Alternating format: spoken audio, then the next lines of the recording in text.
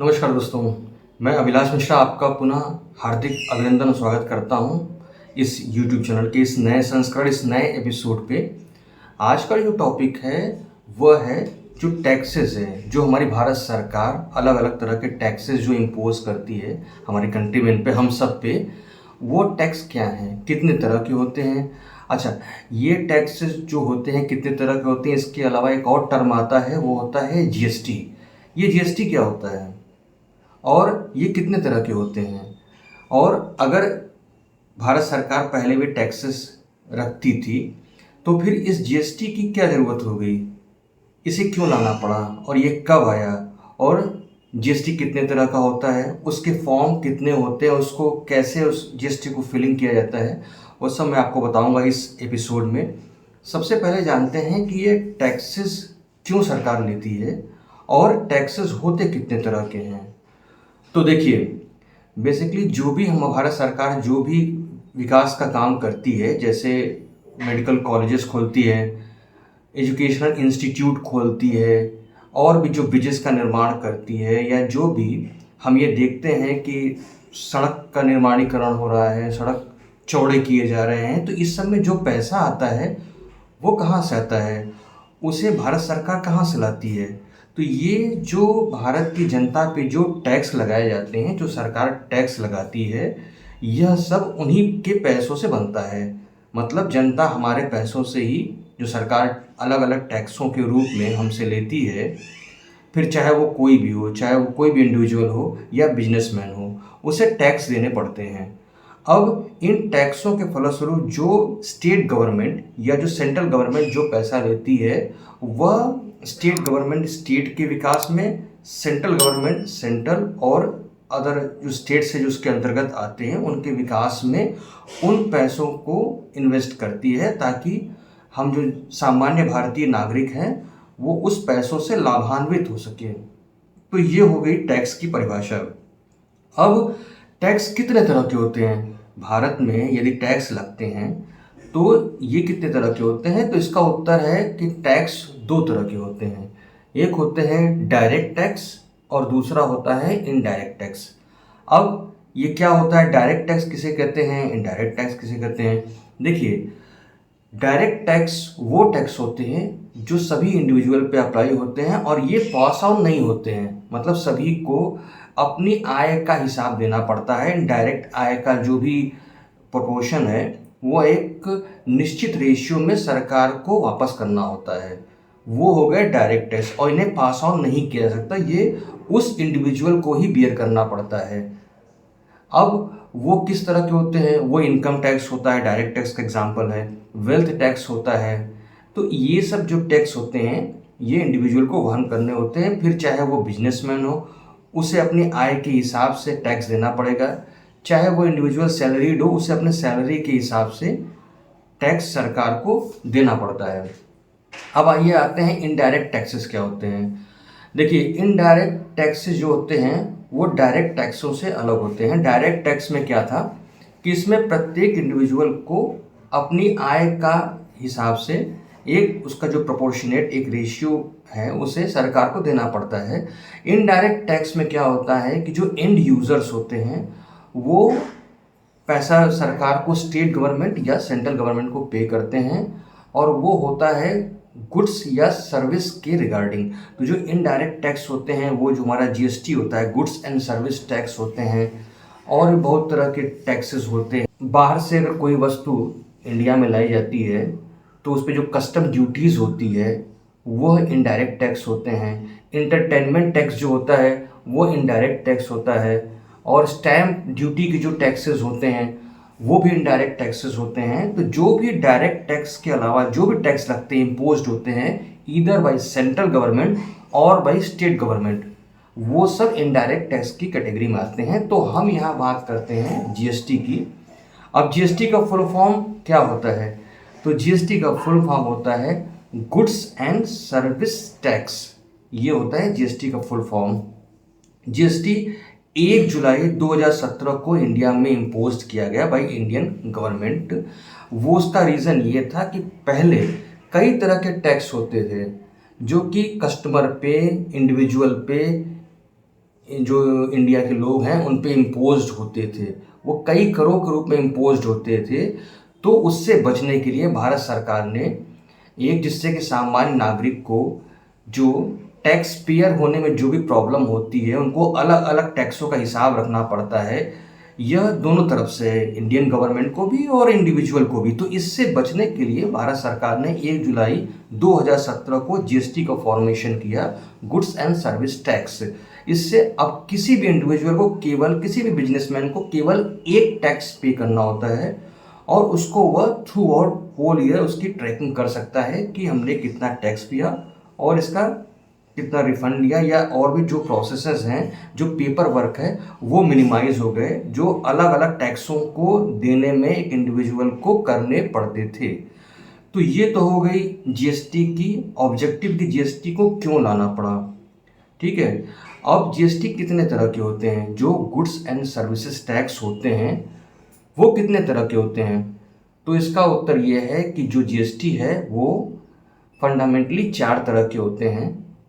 एक होता है SGST, state goods and service tax, जो इंटर स्टेट्स में जो कर लगते हैं, जो भी गुड्स एंड सर्विसेज के लिए होते हैं, इंटर स्टेट रीजन में जो भी टैक्स लगते हैं वो होते हैं एसजीएसटी। इसको स्टेट गवर्नमेंट लेती है, उसके ऊपर ये जिम्मेदारी होती है इन टैक्सों को लेने की। दूसरा होता है सीजीएसटी, यानी central goods and service tax.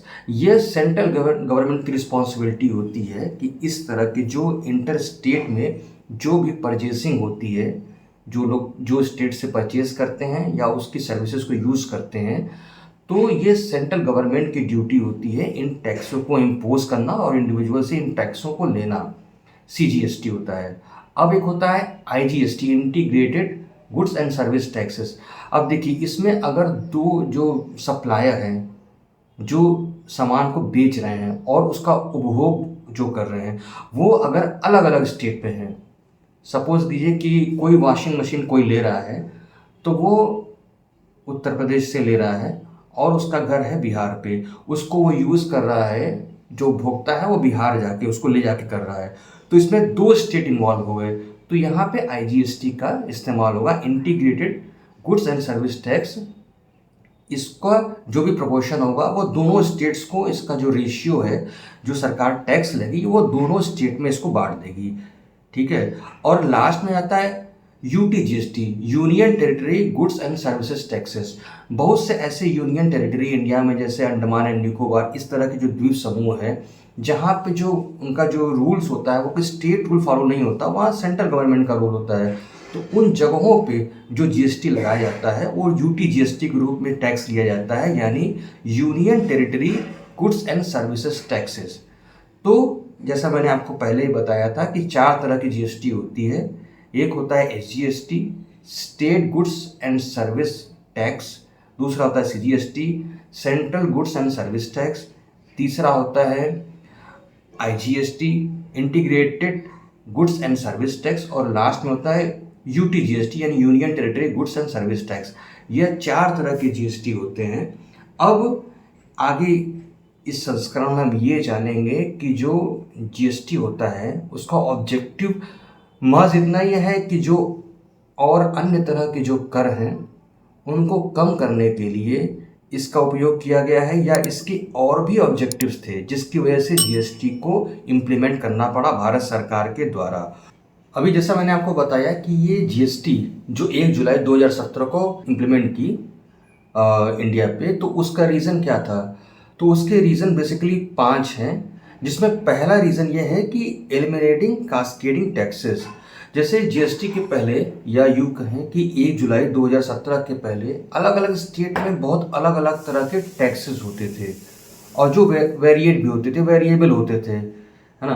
तो इस तरह की जो कास्केडिंग टैक्सेस हैं कि कभी कभार ऐसी स्थिति बनती थी कि जो इंडिविजुअल है, जो व्यापारी हैं, बिजनेसमैन हैं, उनको एक टैक्स देने के बाद उस पर किसी और तरह का भी टैक्स देना पड़ता था, तो टैक्स पे टैक्स लगते थे। तो इससे बचने के लिए जो कास्केडिंग टैक्स इफेक्ट है, इसको कम करने के लिए, इसको एलिमिनेट करने के लिए जीएसटी को लाना पड़ा। तो पहला रीज़न तो ये था। दूसरा रीज़न था कि सिंप्लीफाइंग द टैक्स स्ट्रक्चर। अब ये दूसरा रीज़न का मतलब ये है कि पहले जो अलग-अलग टैक्स देने पड़ते थे, तो इससे लोग हतोत्साहित हो जाते थे, इतनी कॉम्प्लेक्सिटी हो जाती थी अलग-अलग टैक्सों का रिकॉर्ड रखने के लिए कि लोग जल्दी टैक्स नहीं भरा करते थे। उनको असुविधा होती थी, उनको ये काफ़ी कॉम्प्लिकेटेड वर्क लगता था टू गिव टैक्स एंड उसका एक रिकॉर्ड बुक रखना कि हमने कहाँ-कहाँ, किस-किस महीने हमारे बिज़नेस पे कितना-कितना टैक्स पे किया। तो ये जो मल्टीपल टैक्स रखते थे, ये प्रॉब्लम तो थी कि टैक्स पे टैक्स लगा करते थे, कास्केडिंग टैक्स। दूसरी ये थी कि मल्टीपल टैक्स हो जाते थे, तो उनका रिकॉर्ड रखने में एक इंडिविजुअल को दिक्कतें आती थी। तो इससे बचने के लिए एक सिंगल टैक्स का होना ज़रूरी था और इसलिए जीएसटी को लाया गया। तीसरी ये थी कि इन्हांसिंग द रेवेन्यू कलेक्शन। अब ये जो प्रॉब्लम थी, जो हिसाब रखना था कि टैक्स पे टैक्स लगने हैं या जो मल्टीपल टैक्स है, ये केवल इंडिविजुअल के लिए हेडेक नहीं थी, ये भारत सरकार के लिए भी हेडेक थी। तो इससे बचने के लिए कि जो अगर रेवेन्यू को इंक्रीज़ करना है तो हमें ज़्यादा से ज़्यादा बिजनेसमैन को टैक्स प्रोवाइडर बनाना पड़ेगा। उसके लिए जो टैक्स की जो कॉम्प्लेक्सिटीज़ है, जो मल्टीपल टैक्सेस हैं, उसको ख़त्म करने हैं। तो रेवेन्यू बढ़ाने के लिए भी यह इम्पॉर्टेंट था कि कोई एक सिंगल टैक्स सिस्टम इम्पोज किया जाए, जिससे लोगों की सुविधा बढ़े और लोग इनकरेज हो सके टैक्स पेयर होने के लिए।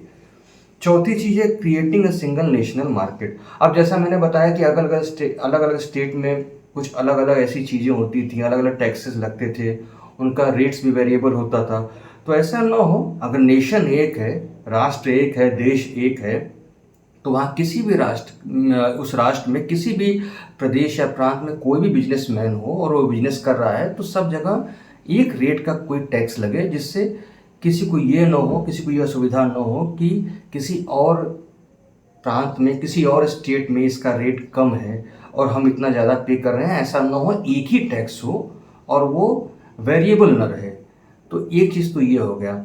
और पांचवा है कि प्रमोटिंग ट्रांसपेरेंसी। जैसा अगर इस तरह का सिस्टम अगर भारत सरकार लागू कर देगी, तो ये एक transparency through out the country ये प्रमोट हो जाएगा कि नहीं, टैक्स पेयर होना कोई बहुत बड़ी बात नहीं है। टैक्स पेयर होके हम देश के आर्थिक विकास में योगदान करते हैं और हमारा भी पेपर वर्क ऐसा नहीं है कि हमें मल्टीपल टैक्सेस का रिकॉर्ड बुक रखना पड़े, ऐसा नहीं है। There will be only one tax which is GST, which everyone have to pay. तो ये था जो जीएसटी का ऑब्जेक्टिव था। 5 ऑब्जेक्टिव मैंने आपको बताए, वो मैं एक बार फिर से रिवाइज कर देता हूँ। पहला है एलिमिनेटिंग कास्केडिंग टैक्सेस। दूसरा हो गया सिंप्लीफाइंग द टैक्स स्ट्रक्चर। तीसरा हो गया इन्हेंसिंग रेवेन्यू कलेक्शन। चौथा हो गया creating a single national market. और पांचवा आखिरी है प्रमोटिंग ट्रांसपेरेंसी। तो यही 5 रीज़न, मुख्य रीज़न है जो जीएसटी को इंडिया में आने के लिए उत्तरदायी हैं। अब आइए बात करते हैं कि जो जीएसटी है उसके स्लैब्स क्या-क्या होते हैं। तो यह अभी जो रिवाइज़ 2025 में सितंबर में जो रिवाइज़ जीएसटी स्लैब्स आए हैं, उसके हिसाब से 4 स्लैब्स हैं। एक 0% पे है, एक 5% पे है, एक 18% पे है और एक 40% पे है। अब जो जीएसटी रजिस्ट्रेशन जो बिजनेसमैन करते हैं या उन्हें करना चाहिए, उसमें क्या-क्या चीज़ें चाहिए होती हैं। तो रजिस्ट्रेशन के लिए बेसिकली ये 6-7 चीज़ें हैं जो इम्पोर्टेंट हैं। उसमें है आधार कार्ड होना चाहिए, पैन कार्ड होना चाहिए, पासपोर्ट साइज़ फ़ोटो होनी चाहिए। उसके बाद है light bill of business place होना चाहिए कि आप जो वहाँ पे जो बिज़नेस कर रहे हैं, उसमें अगर जो बिलिंग है इलेक्ट्रिसिटी की, वो लाइट बिल कितना है। रेंट एग्रीमेंट होना चाहिए, अगर रेंटेड प्लेस हो तो। उसके बाद फर्म का नेम और वो फर्म कहाँ पे है, उसका जो लोकेशन है, वो एड्रेस होना चाहिए। और आखिर में नेचर और नेम ऑफ, मतलब क्या उस जो व्यवसाय है उसका नाम क्या है, जो इनकॉर्पोरेशन है, जो अ, बिज़नेस जिसके नाम पे है, उनका नाम क्या है और नेचर क्या है, मतलब वो जो बिज़नेस है वो कुछ हज़ारडस है, नॉन हज़ारडस है, कुछ भी हो, उसका नेचर क्या है, उसमें क्या काम होता है। ये कुछ चीज़ें होती है, जो 7 चीज़ें हैं, 7 things are important while registering the GST form. अब जीएसटी रिटर्न फाइल कैसे करते हैं, वो भी देख लेते हैं। उसमें भी कुल 8 चरण, 8 स्टेप्स होते हैं। पहला होता है रजिस्टर करते हैं हम जीएसटीआईएन पे। दूसरा होता है जब रजिस्टर हो गए तो लॉगिन करते हैं जीएसटी पे। फिर तीसरा है हम रिटर्न के डैशबोर्ड पे जाते हैं। उसके बाद है प्रिपेयर करते हैं, डैशबोर्ड पे जाके प्रिपेयर करना होता है ऑनलाइन। और 5वां स्टेप है डिटेल एंटर करते हैं। छठा हो गया सबमिशन स्टेटस क्या है। 7वां हो गया टैक्स पेमेंट क्या है। 8वां है ऑफसेट लायबिलिटी। तो ये जो 8 स्टेप्स हैं वो जीएसटी के रिटर्न फाइलिंग का प्रोसेस हो गया। अब जीएसटी के जो फॉर्म्स होते हैं वह 10 तरह के होते हैं, जिसमें जीएसटीआर 01, जीएसटीआर 02, जीएसटीआर 03 ऐसे करके 10 होते हैं। इनका डिस्क्रिप्शन अलग होता है कि किस-किस इंडिविजुअल को या फर्म को कौन-सा जीएसटी फॉर्म भरना है, वो उसके रिक्वायरमेंट के हिसाब से तय होता है, कौन उसको फाइल करेगा और उसका ड्यू डेट कब होता है। तो जैसे फॉर एग्ज़ाम्पल अगर हम जीएसटीआर 01, जीएसटीआर 1 फाइल टाइम की बात करें, तो वह जो रजिस्टर्ड पर्सन है, जिसके नाम पे वो फॉर्म है, जो रजिस्टर्ड पर्सन है, वो उसको फाइल करेगा और उसका ड्यू डेट कब होगा? जो 11th तारीख है, अगले महीने की जो 11th तारीख है, वो ड्यू डेट होती है जीएसटीआर 01 के लिए।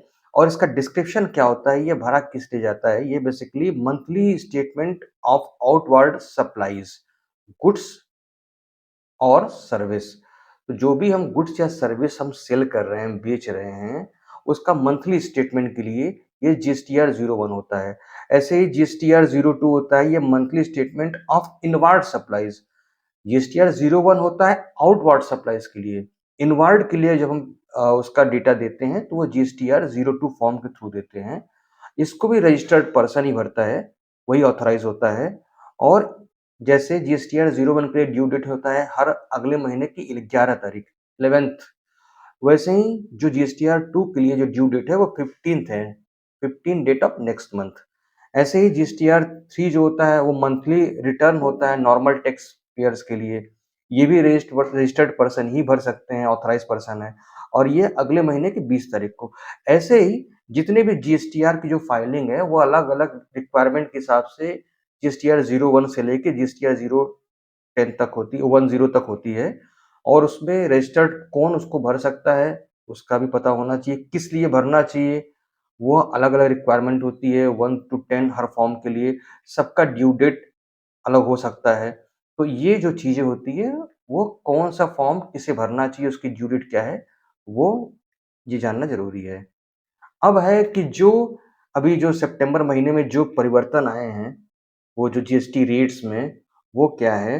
तो वो 4 स्लैब हो गए। उसमें अलग-अलग रेट्स हैं, अलग-अलग जो चीज़ें हैं, उनके लिए अलग-अलग रेट्स हो गए हैं। अधिकांश जगहों पे जीएसटी के रेट्स कम हो गए हैं और उसका एक चार्ट है, वो मैंने अभी आपको शेयर किया है अपने इस चैनल के इस एपिसोड में। आप उसको देखिए, उसमें सारा डिस्क्रिप्शन है प्रोडक्ट वाइज़ कि कौन से प्रोडक्ट में जीएसटी कम होके कितना हो गया है। तो अगर आप अभी आप कोई इलेक्ट्रिसिटी या कोई ऐसा आइटम लेने की अगर आप सोच रहे हैं, तो यही उसके लिए उपयुक्त टाइम है। प्रशासन ने इस समय जीएसटी के रेट्स को इसीलिए कम किया है कि ये जो सितंबर अक्टूबर का जो महीना है, ये दिवाली दशहरे के टाइम पे होता है। तो अमूमन लोग, नॉर्मल लोग इस समय अपने घर के रिक्वायरमेंट के हिसाब से इलेक्ट्रिकल अप्लायंसेस खरीदते हैं, तो उनके रेट्स कम हुए हैं। हाँ, जो लग्ज़रियस चीज़ें हैं, जो डेली नीड के लिए आवश्यक नहीं है और शो ऑफ की चीज़ें हैं, उनके जो जीएसटी रेट्स हैं वो बढ़ गए हैं और वो ठीक भी है। पर जो डेली रूटीन की चीज़ें जैसे स्कूल की जो चीज़ें हैं, स्टेशनरी वगैरह, उसमें जीएसटी के रेट्स कम हुए हैं। तो इस प्रकार से ये शासन का एक अच्छा निर्णय है। अगर आपको इस चैनल का कंटेंट अच्छा लगता है तो प्लीज़ हमारे साथ जुड़िए और हमें प्रोत्साहित कीजिए इस चैनल को सब्सक्राइब करके, इसे शेयर करके, इसे लाइक करके। और इसके बाद कुछ भी इस चैनल में कुछ भी अच्छा अगर आपको लगता है कि ठीक हो रहा है तो भी कमेंट करें, और कुछ आपको अपना कुछ इम्प्रोवाइज़ेशन करना है कि नहीं इस चैनल में ऐसा करने पे और अच्छा होगा, और मेरी कुछ अगर गलतियाँ आपको समझ में आती हैं तो प्लीज़ उसको भी कमेंट बॉक्स में डालिए। और अगले एपिसोड के लिए धन्यवाद, प्रणाम, नमस्कार।